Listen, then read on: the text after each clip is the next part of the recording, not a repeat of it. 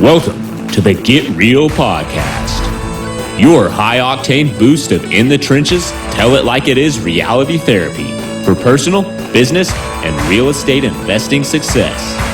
With your hosts, powerpreneurs, Angela Thomas and Ron Phillips. It's time to get real. Hey, everybody. Welcome to the Get Real Podcast. Thanks for joining us. I'm Angela Thomas, and I'm here with Ron Phillips. Hey, Ron. Oh, man, it's going to be a good show today. Heck yeah. Got a great topic today. We've been wanting to talk about this one for a while because Not sure why we put it off so long, Angela. I don't know. It's a scary subject to approach. I will likely piss someone off today. Yeah. Just warn. Hey, this is a warning. If you're easily offended, you probably should just not listen. Just skip this one. Yeah, we're talking about school again, so watch out. Well, there's no way the government doesn't creep in here just a little bit. So I'm just letting you know, fair warning, I may piss someone off today. Yeah, so what we're going to talk about is financial education and personal finance and why it's not taught in school. And we're just going to, we've found some interesting articles on this, so we're just going to discuss it and talk around the issue. So first off, I was reading an article, and there's this guy in it that he had to take out $90,000 in loans to get through college. Had to, air quotes. Had to. Well, he probably could have found another way, but they're so easy to take out, Ron. I'm the only one in my family that doesn't have any student loans. So, the fact that it's easy does not absolve Mr. What's his name here No. of the fact that he borrowed $90,000 to go to college. I know. So he borrowed I'm sorry. I'm probably pissing people off already. Sorry. Hey, I understand this though, because I don't think people get what a big deal it is, especially when they're that young in college, which is the whole problem. But anyway, he takes out $90,000. And he's headed to the Air Force after graduation, and he finds out the loans are going to cost him $1,000 a month to pay back, which is half of his starting salary with the Air Force. Finds out. He finds out. He didn't know, I guess. I don't know. So he's absolutely shocked. And he's like, he thought the military was somehow going to take care of him. It wouldn't be as bad. And here's the other thing is that they actually will. If you go into the right MOS, right? If you actually choose the right one, they'll pay all of them off. No, I actually know quite a few people that went to college and the Army or Air Force or whatever paid for it, right? Yeah, my brother has a doctorate degree. He is a doctor of physical therapy. They paid for it. Yep. Okay. Maybe they don't want your history degree in the military, so they're not going to pay for it. Sorry, dude. Maybe they don't want your, underwater basket weaving $90,000, student loan. This skill doesn't translate into the real world. This guy probably majored in women's studies, Ron. Come on. That is very needed today. I know. It is. That. How dare you say something like that? It's we need more guys majoring in women's studies. I'm proud of this dude. Yeah. Okay, I'm sorry if you're but anyway, the question is, Angela, is it this dude's fault? Whose fault is it? Whose fault is it that he didn't know that he was going to have $1,000 payment when he got out of school? Whose fault is that? Whether he knew it or not, it's still, the responsibility ends up on him. No one else is going to pay it for him. So no matter whose fault it is, it ends up being his fault. So I think it's a few people's fault. Obviously, it's his fault. Yes. But it's also it's a fundamental failure of education in our country where someone can graduate from high school, let alone college, and not know the fundamental basics of how a loan works. Yes. How do you not know how a loan works when you graduate from college and how does 90... I'm going to swear in this episode too, so fair warning, there's no way it's not going to happen. I'm already fired up and we're not even 5 minutes in. So. Yeah, I don't know how $90,000 doesn't scare you even with no financial education. So that shows how bad this problem really is. I'm sure I got a different education than most because I was homeschooled and then went to college early. And I still was missing a ton. I got credit cards and bought my first car on them when I was in college, and just kept using them when I didn't have enough money for stuff, didn't really think about it. So this is it, Angela. You just nailed it. This is not, contrary to what every single politician currently will tell you, this is not a college tuition problem. No, it's not. This is an easy credit, zero education problem. Yep. When you can fog a mirror, and maybe even not that, and you can get a credit card, they'll give you student loans for some unlimited, god-awful, humongous amount of money for something that will never have the ability to pay the debt in any working society on the planet. There is something wrong. Amen. So yeah, I mean, it is his fault for not educating himself, but where the hell is the financial education in our schools? Why are we not teaching young people the fundamentals of how money works? Right?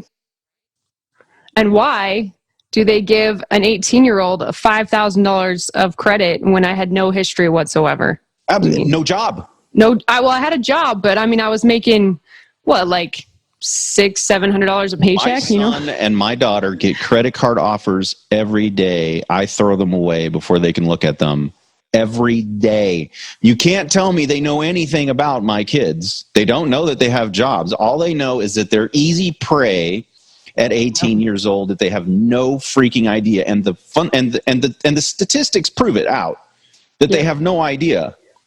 And they don't understand the dangers that are coming right after you sign up for that stupid credit card, where they bribe you with some kind of 25% off at every freaking store in the world has a credit card now. Yeah.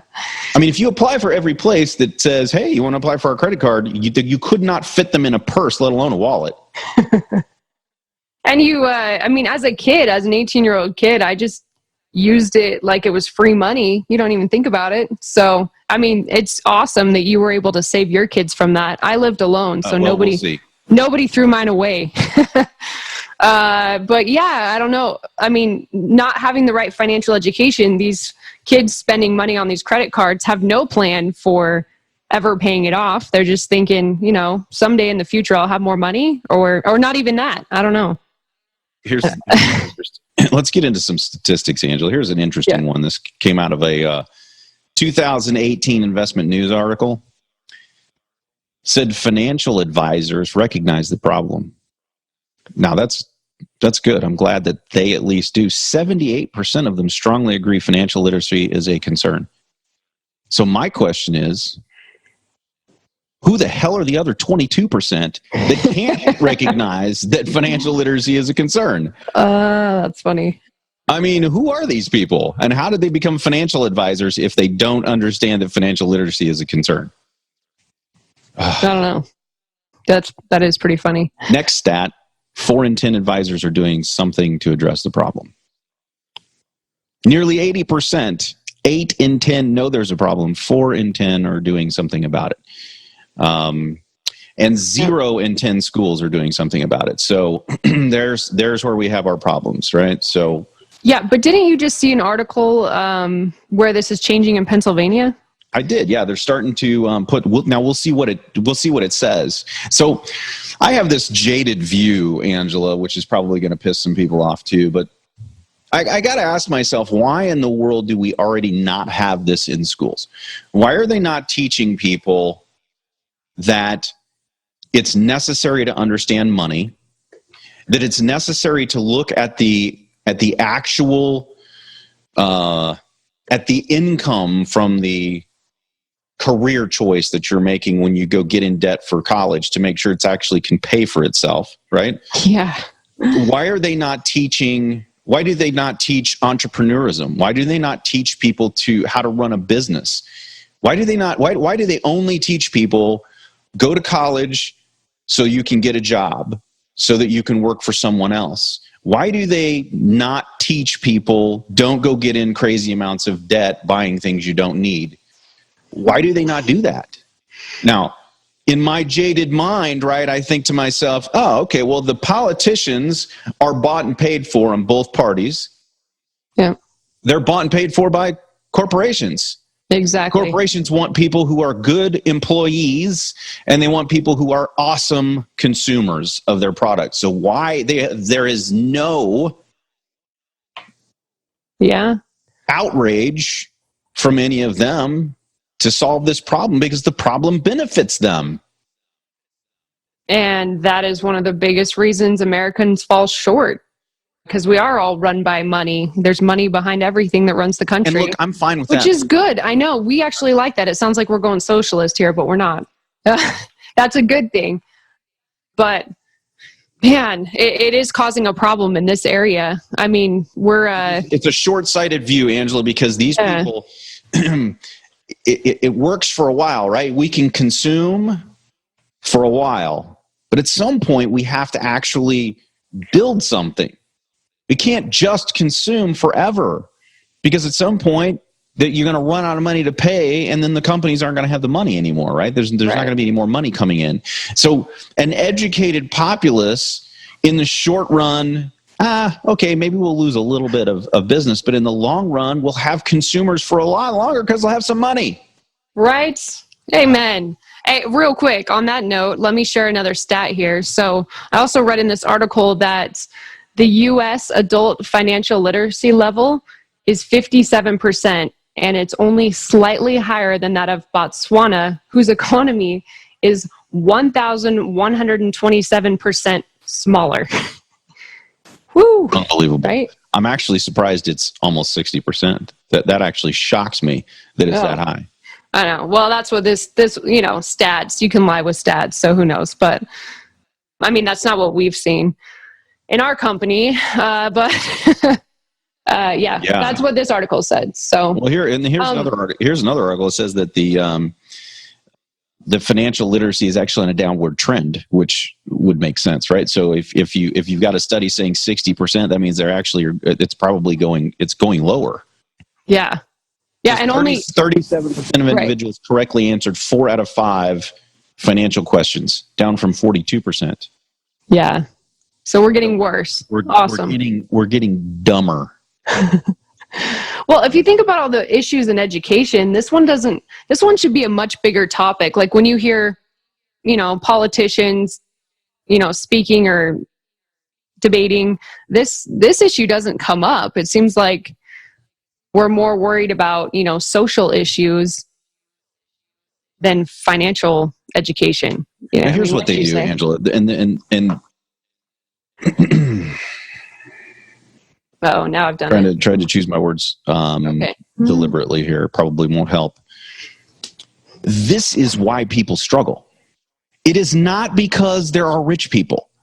It is not because one political party's in charge and the other political party is not in charge.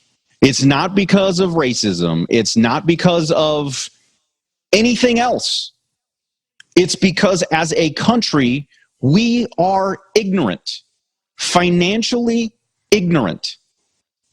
So everybody out there, they can be pissed that there are rich people, and yet instead of actually trying to figure out what the rich people know that they don't know, they just stay in their broke state of mind. They don't ever actually go out and educate themselves. And the politicians and the government and the education system and everything else doesn't do butt kiss to stop it. All they do is pit rich people against poor people and say that the poor people are poor because of the rich people, which is the biggest line of horse crap ever. Man, you didn't even swear there. People are poor is because they have no financial literacy. When you leave college and you have a payment coming out the door that is 50% of what you get paid at your career, there is no way in hell you're not going to get past that until you're done paying the debt off. You have completely saddled yourself right out of the gate to poverty until you pay off $90,000. Yeah. So whose fault is that? Is that the rich guy's fault? that you didn't educate yourself before you went to college, spent $90,000, came out with $1,000, that's 50% of what you make? That means you can't buy a car, you can't afford rent, you can't buy any assets, you can't save any money. You are screwed out of the gate. Yep. And then the same politicians want to get pissed off about all of the debt that they made easy. It's federally backed debt, for hell's sake. All of these politicians that have been in Congress for their entire lives, they're the ones who made the laws. Oh my God. Ugh. And there was fired up Ron. Okay. People, right. educate yourselves. And your kids. Your children before they spend $90,000 and come out with $1,000. And God bless this dude, he could actually get a job. What about and the other poor saps who can't even find a job? He actually said here too, he said his parents didn't tell him anything about it. He was the oldest of 3 kids, and he feels like he's the test dummy because now, the younger 2 siblings might think twice, but he had no idea. So parents, man, that's a rough lesson to let your kid learn. Boy, it really is. It really is. I'm going to try to calm down now. No, and I'd probably, this really gets me because I'd probably be in this boat if because I knew college, I was told college was really important. My mom was the first one in her family to graduate from college, and it was very important to her that I did. And I started college really young. And if I hadn't had a scholarship, I'd probably be in the same boat. So I was only able to rack up my credit card because luckily I had a scholarship, but not everyone has that. So this is... I've had this conversation with my daughter several times because she says, how do you go to school and do school and work to pay for school? Right? It's a great question. How do you do it? It's hard as hell. That's how you do it. It's hard as hell. That's how people did it before the government decided to make it so easy to just pay for school. Yep. And it's interesting that the correlation between the skyrocketing prices of school and easy debt, easy credit. Yeah, because they can charge whatever they want. Sure. Because people can pay it. Because the people will pay it because they can get easy credit. Anybody can get the credit. And that is the big point here. If we could change the ability to get easy credit, the schools would have to lower their prices because they have to keep enrollment up. And look, here's everyone knows that. The education hasn't gotten any better. No. It's not like you're getting a better education that's, $50,000 better than somewhere else. All right. Definitely Some not. other time period. And here's the thing. Because of the easy credit, household credit card debt has risen to $8,200 in 2018 from $6,600 in 2011. So 25% increase in just a few years. Wow. Now, you got to ask yourself, why? Why? It should have done the opposite of that because everybody's making more money. There are more people employed.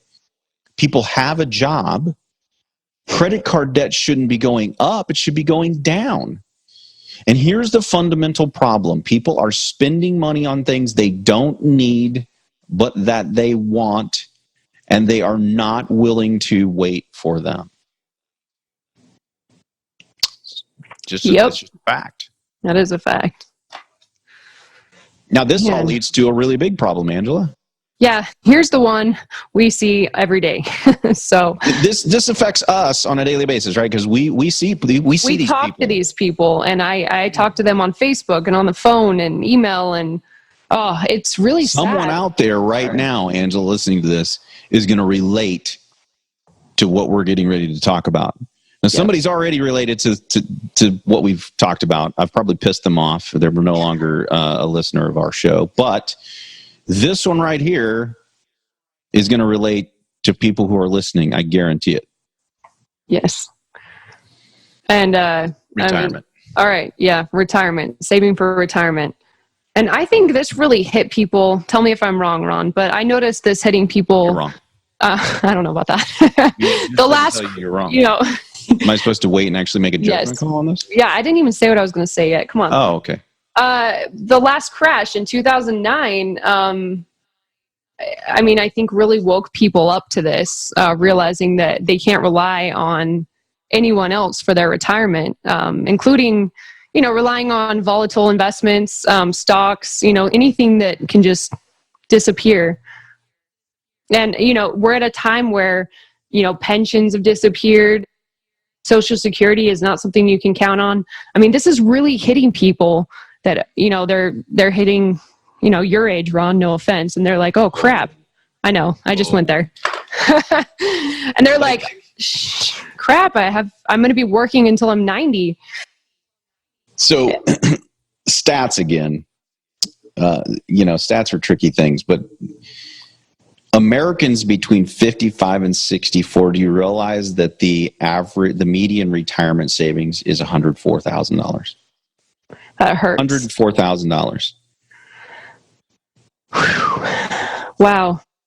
I mean, which would translate into $310 a month if invested in an inflation-adjusted annuity. Which, wow. Good hell, please don't do that.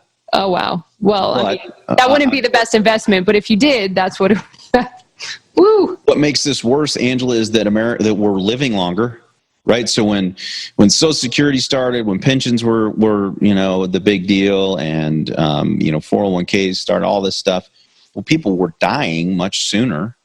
Now we're living longer. We're not saving. Dang you, modern medicine. God. Pensions are basically gone. Social Security, if you are banking on that and you're my age, you're an idiot.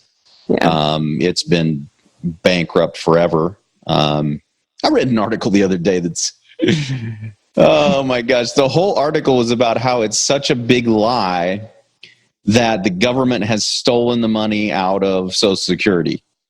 So they went through all of this technical jockeying, and in the article basically stating that technically they haven't stolen the money out of the thing, but they've reallocated it and spent it, which is the same damn thing. The money's gone.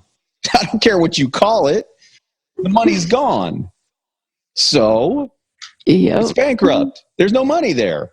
They're just robbing Peter to pay Paul. So by the time I get there, Peter and Paul will have been dead, long since dead. And I'm on my own. And so are you out there listening. So if you're sitting on $104,000, you better crank it up because that's not enough money.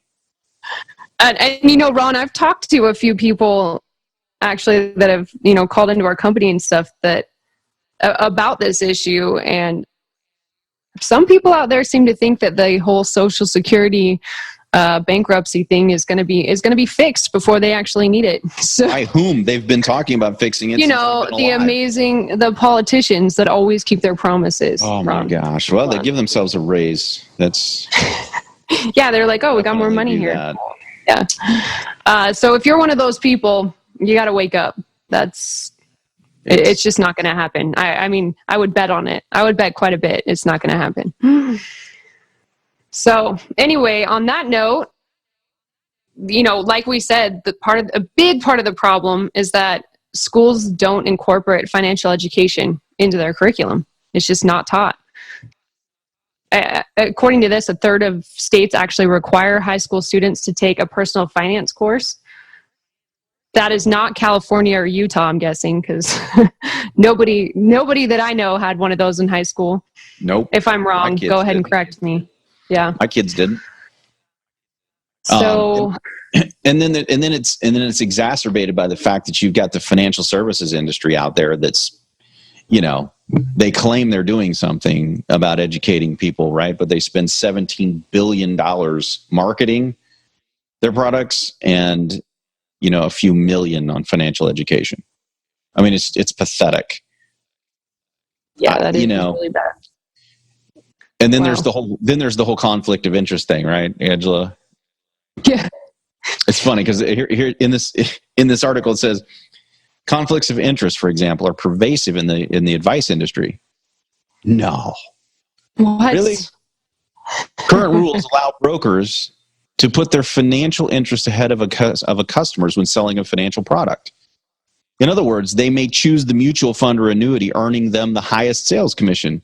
And if you did Wall Street, I mean, if you did it, and if you thought that it was any other way than that, yeah. And all of their advice. I'm sorry. I mean, instead of saying that you're. I know. And okay, there's good financial advisors out there, but man, it's hard to completely trust their advice because usually it's connected to what they're going to make money on. Why would they want to tell you to go do something that's not going to pay them, right? Mm-hmm. That doesn't make any sense. So I don't blame them for doing that. That's how they're paid. Why wouldn't you do that? But that all the more reason why you and I and anyone else who is doing anything with those products should educate themselves about the products. Because it's like asking the hamburger guy whose hamburgers are best. Right. Come on, people. Or asking us who sells the best investment properties. Back in 2007, every real estate broker alive, damn near, said that the real estate market was going to keep going up. Well, because it benefited them, that the real estate market, everybody knows that the real estate market doesn't continue to go up. So why would you take that kind of ridiculous advice? Because they were on TV, obviously, Ron. Easy money. Yeah. Yeah, you always got to watch where the advice is coming from, what their motive is, right? Yeah, I mean, I think they have to disclose those things, but usually they put them in a disclosure statement that's so complicated nobody can understand it, and it's in fine print, nobody even reads it, right? Yeah. So you're on your own, so get out there and freaking educate yourself about this stuff, you know? Exactly. Here's the thing. I was getting to this earlier, right? But you know, 40% of financial advisors are currently involved in initiatives related to improving financial literacy. That means the rest of them don't care, and they're just selling products. I mean, it's guys, and I don't even understand why, because it doesn't make any sense in my mind. And I think it would be backed up by stats. An educated consumer is a better consumer if you're selling financial services products, unless what you're selling is crap on a stick, right? Right. Well, financially savvy consumers are more likely to take the recommendations of their advisors because they already understand what the advisors are talking about. It makes better clients. When our clients are better educated, they buy more stuff because they understand it. Yep. So keeping people ignorant so that you can sell them products that they're just going to get out of as soon as something happens to it negatively because they don't understand what they're doing is a short-sighted, stupid way to think if you're a financial advisor. So stop it.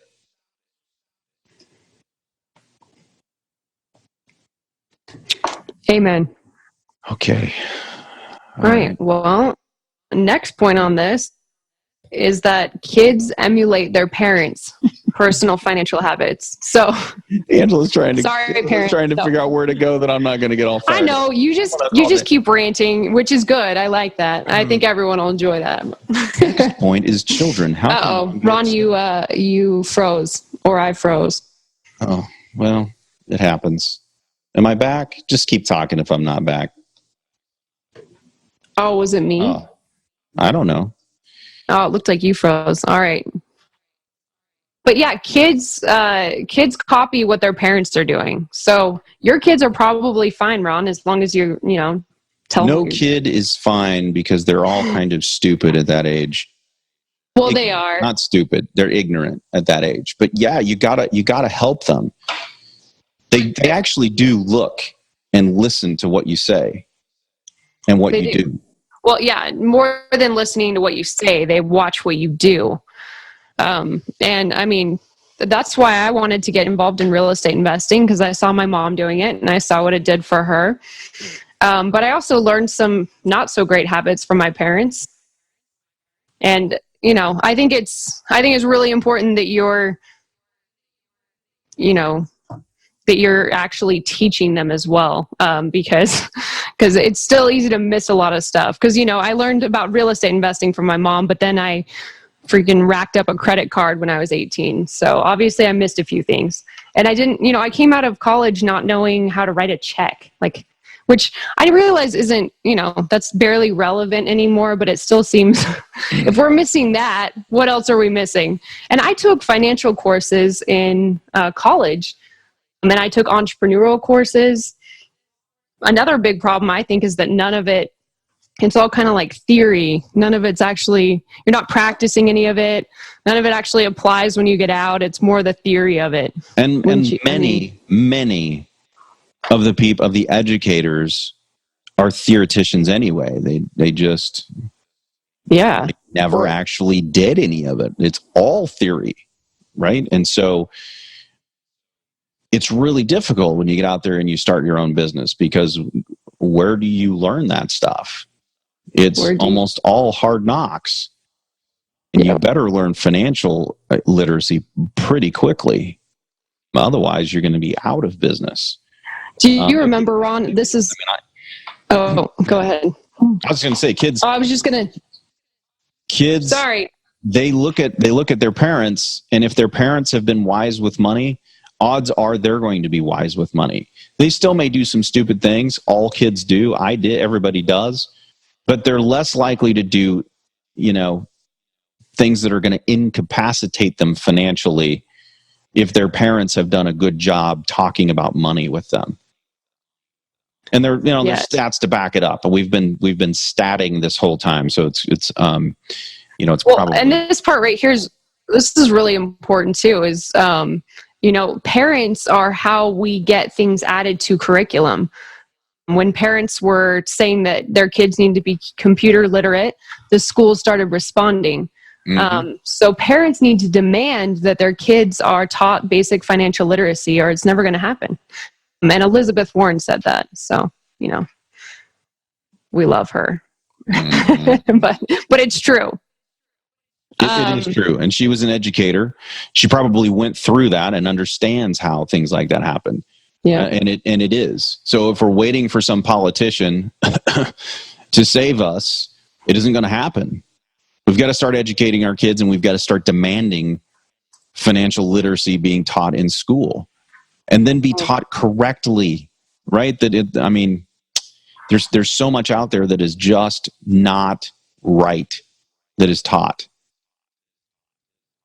Anyway, and that's a whole other topic.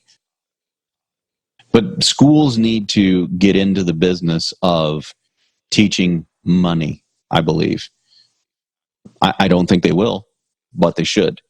And in its place, obviously, us as parents, we're supposed to be teaching our children anyway, not waiting on the government and the education system to do it. So start doing it. Get yourself educated if you're not, and start educating your children. Because if you're waiting on some institution to do it, it'll never happen.